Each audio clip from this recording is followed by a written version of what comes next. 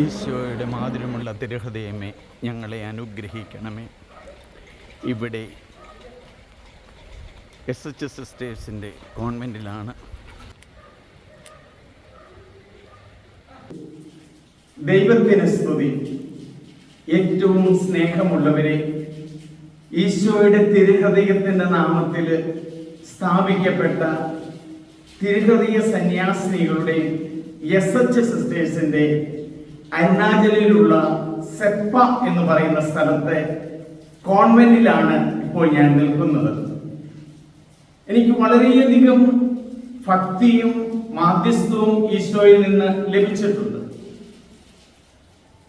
യോഹന്നാന്റെ സുവിശേഷത്തിലെ 19-ാം അധ്യായത്തിലെ 31-34 വചനങ്ങൾ പറയുകയാണ്.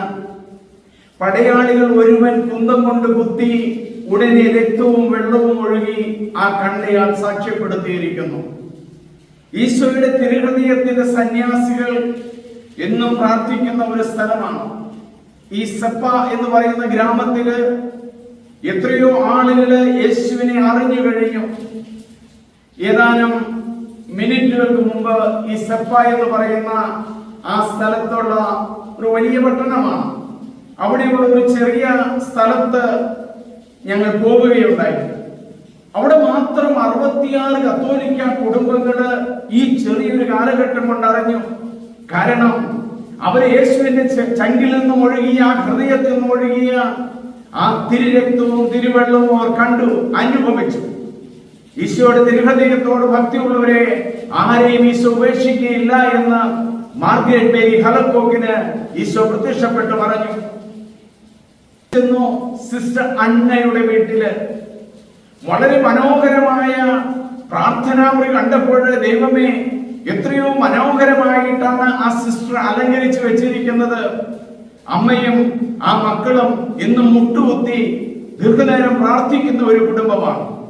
ഈശോയെ അറിയുവാനും ഈശോയെ സ്നേഹിക്കുവാനും ഈശോയെ ഉൾക്കൊള്ളുവാനും ആഗ്രഹിക്കുന്ന തീവ്രമായ ഒരു സമൂഹമാണ് ഇത്.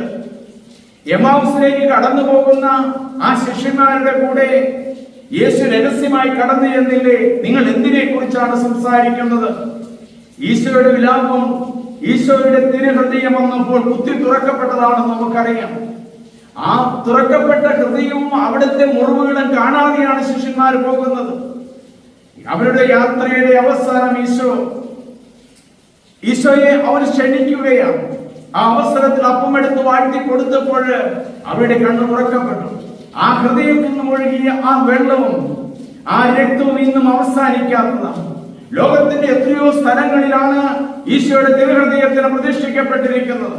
ഞാൻ പ്രത്യേകമായിട്ട് പ്രാർത്ഥിക്കുകയാണ്. ഈ അരുണാചൽ പ്രദേശില് ഇവിടെയുള്ള എത്രയോ ക്രിസ്ത്യാനികള് കത്തോലിക്കരായി തീർന്നിരിക്കുന്ന ആളുകള് കത്തോലിക്കരായി തീർന്നിരിക്കുന്നു. ഇവിടെ കഠിനാധ്വാനം ചെയ്യുന്ന സിസ്റ്റേഴ്സിനെയും വൈദികരെയും കണ്ടപ്പോൾ എന്റെ മനസ്സ് ഒത്തിരി സന്തോഷിച്ചു. ഈശോയുടെ തിരുഹൃദയത്തിന് നിങ്ങളെ ഓരോരുത്തരെയും ഞാൻ സമർപ്പിക്കുന്നു. ഈ കോൺവെന്റിന്റെ സുപ്പീരിയർ ഫ്ലോറ, സിസ്റ്റർ ഫ്ലോറയാണ് ഈ കോൺവെന്റിന്റെ സുപ്പീരിയർ. എല്ലാവരെയും നന്ദിയോടെ ഓർക്കുന്നു. ഈശോയുടെ തിരുഹൃദയം നിങ്ങളെ എല്ലാവരെയും അനുഗ്രഹിക്കട്ടെ. ആമേൻ. ദൈവമേ നന്ദി.